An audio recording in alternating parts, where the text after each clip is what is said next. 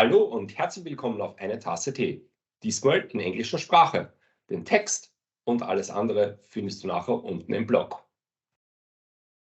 Welcome for a cup of tea. Here's your certified management consultant for vendor management. I'm Managing Director of European Institute for Service Quality, Bernhard Gandolf. Today, I'm pleased to welcome the international expert on outsourcing, nearshoring, BPO, Russ Sandlin. Russ is the co-founder and CEO of Benprise. Currently, he's working on a project in Doha. Russ, in your experience, what are the 2 to 3 most important critical success factors in nearshore outsourcing? Well, first off, thank you to you and your audience for welcoming me. Very excited to talk to your Deutschland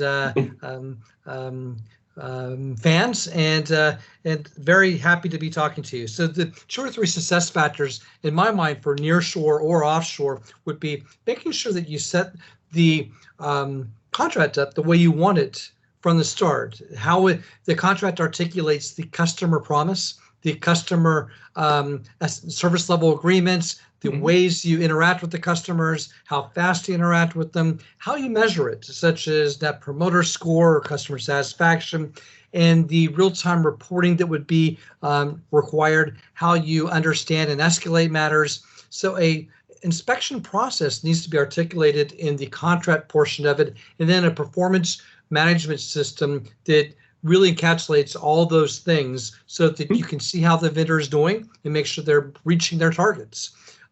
So contract, performance management, measurement. That's right. That's your first success factor, or are these the 3? I would say those 3 are nestled into one, but those 3 things are separate entities within one. So you're going to need to set up a contract, and you're going to need to inspect the contract, and you need to put a lot of thought into your contract before you request for proposals from your prospective vendors. So setting it up right from the start is really the secret. Okay. So that's really it. Well, we've been talking about contracts. How about relation? How often do principals visit their nearshore outsourcing provider in person? How regularly should they? That's a great question, and that has been a shifting sand answer, because before COVID, typically every quarter, Fortune 500 companies would send out people like me to go kick the tires and make sure their performance management was up to snuff. But then everything changed in COVID. I never used Team before. I never used these things up until 2.5, 3 years ago. Then all of a sudden, I'm on these calls for 10 hours a day. So a lot of that now is still being handled through daily, weekly, monthly, quarterly meetings online, which in many respects is much more it's cost effective. But the problem with that is you lose relationship. You just described relationship. So having face-to-face meetings helps to garner relationship and trust, and helps to avoid mistakes, because when we're talking in a team meeting, it's easy to get distracted.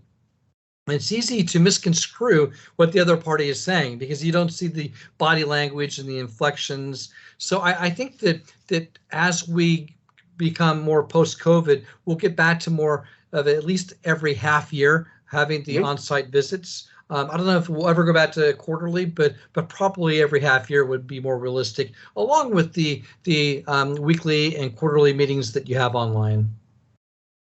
Okay, so regularly online meetings, supposed at least half a year, if possible, quarterly.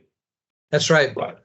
It's funny, my major client that I'm using on one of my contracts in Qatar for the last 11 years is a German-based company. Well, they're now in Luxembourg, but so we've had a lot of meetings via Teams. So just realized they're a German company while talking to you. Usually it's a French company for some reason, or a US company, but there's a very big one out of Germany as well that's very good.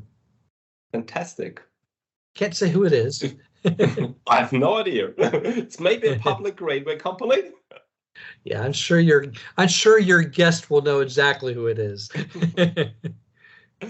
Russ, when we talk about relation, we are also talking about the people, the staff, the agents. What's your favorite recipe for turning agents into ambassadors for a principal's brand? I tell you, I have some hacks that I use. One of them is it's so important to engage with your customers your agents with systems, things like gamification, where they're engaged and they're trying to compete with themselves to get their personal best for net promoter score or customer satisfaction or customer sentiment. So I like deploying gamification. It's a really, really good way to get them to enjoy coming to work. The second thing that I really like is recognition. It's important that you recognize the right people every month, whether it's perfect attendance, which is so important in our business, or best quality or best scorecard. So I think that you must have discipline to do this every month. And I also reach out to the local newspapers. Yes, there are still newspapers. I ask them to come in and take pictures of the best agents when we do these monthly meetings. And those agents, what they'll do is they'll get this certificate from Microsoft that I produce, that I print out, and then they'll take a picture, it'll go in the newspaper, and they always clip it out and take it and give it to their parents or whatever. So I think deploying the local newspaper to enjoy the success of your agents, because success in your agents is easy to find. You just need to be looking for the things that they're doing right, and then you need to recognize it. And by doing those little things, I think they feel a part of it. So employee satisfaction is so important. You should measure it, and you should also try to embrace it through those little hacks that I do. Great. Fantastic. I'm really fond of this idea with the local newspaper. If you talk about outsourcing, nearshore, offshore, and according to your YouTube channel, I strictly recommend, you will find the link downstairs. You must have already been to every country in the world. So there are a lot of cultural differences, economic stability, political situation, lower greenhouse effects, which I know is quite important to you too. Do these aspects play any role to your customers? Are they important for your customers? That's a trick question, because I have so many different customers from so many different locations. So it depends customer by customer. But the most important thing is to understand your customer, know your customer, and know what their needs and requirements are for each of. So if you're working for a high-tech company that is looking into lower greenhouse emissions, then you'll need to formulate an out-of-box experience for your customer that reflects that value. And then your company needs to reflect that in terms of, you talked about those quarterly meetings. Well, if you're trying to lower greenhouse effects, then you'll probably want to tell people, you know what, we no longer have annual meetings. We do it online so that we don't have that airplane going across eating up the ozone layer.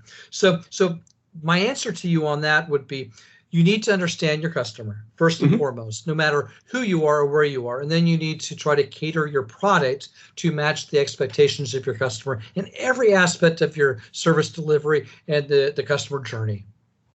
The reason why I'm asking is because, according to my point of view, European companies tend to have a closer look at economic stability, political situation, lower greenhouse effects nowadays. Before, it was very much just about money. Price.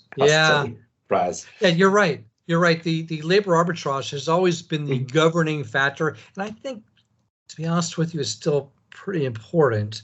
But I think that, on the other hand, if you're trying to articulate a service delivery model for your customers, you want to try to put your service delivery centers in places that aren't going to be impacted by political unrest, where they can't get to work because something's going on, by climate change, too many hurricanes, typhoons, monsoons, volcanic activity, you name it. So you want to make sure the natural disasters aren't going to affect the service delivery, as well as the political concerns. And believe me, I've been all over the world and I've seen all of that. I've had to wade into work with water up to my waist and have a backpack to change. I've had to go through political issues all over the planet. Won't get into all those details, but I've seen a lot of riots in a lot of different countries. So that weighs on the site selection criteria. You have different matrices. You look at, obviously, you look at the cost of doing business. You also look at the stability. What's the power grid like? What's the chance that the fiber optic cable is going to be taken out in the undersea in that location? And then what kinds of things in terms of weather could distract it? So you need to have a delivery mechanism to make sure that you have a primary location, a secondary, a tertiary, and you have backups. You always had to have a backup solution because you'll always have to deploy it sooner or later. Fantastic. Final question. Europeans tend to look at the United States saying, well, they are always 2 to 3 years ahead. So what will be the next big thing in the outsourcing industry, according to your expert point of view? Gosh, that's a really good question. And I've been kind of that futurist for the last 30 years. And we're just realizing now what I thought we'd be doing 30 years ago. But the metaverse, companies like Microsoft 365, what they're doing is just fantastic in terms of deploying AI. I think that AI is just going to get better and better with the voice recognition, the voice bots, the chat bots. Now, that's actually starting to get deployed now, especially in the United States. They're using voice recognition to authenticate their customers, which is it's got some hiccups right now, but I think in the next 2 or 3 years, it's going to get better and better and better. And I think that the ability for customers to self-serve, because millennials love to use their apps instead of talking, will start to take a bigger chunk of the delivery models. Right now, you still have a lot of people my age who like to use a phone. But in the future, I don't know how much of that's going to happen. So I think you're going to see more blended offerings where someone can just go on to WhatsApp and talk to you about the product.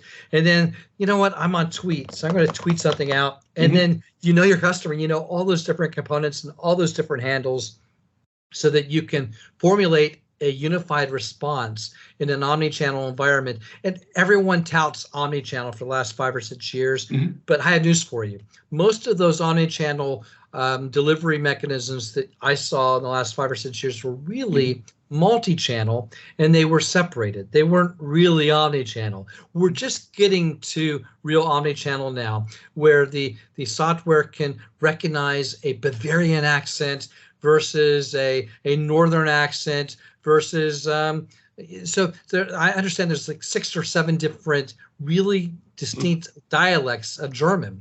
So so variant companies like that, I probably shouldn't have said that word, but a lot of companies are going to be deploying very good software to really deploy either the best chatbot or voice bot, or even the best agent with the same dialect to cater to the needs of the customer, so there's no confusion. So I think that's the kind of an exciting thing that I'm seeing right now. Okay, fantastic.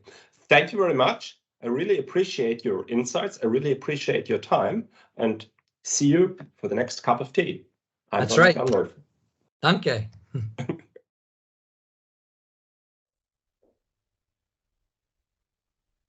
Sie sind noch da? Hey! Sie wollen mehr von uns sehen? Abonnieren Sie gleich unseren Kanal. Noch besser, lassen Sie uns teamen. Bis zum nächsten Mal. Ihr Bernhard Gandolf.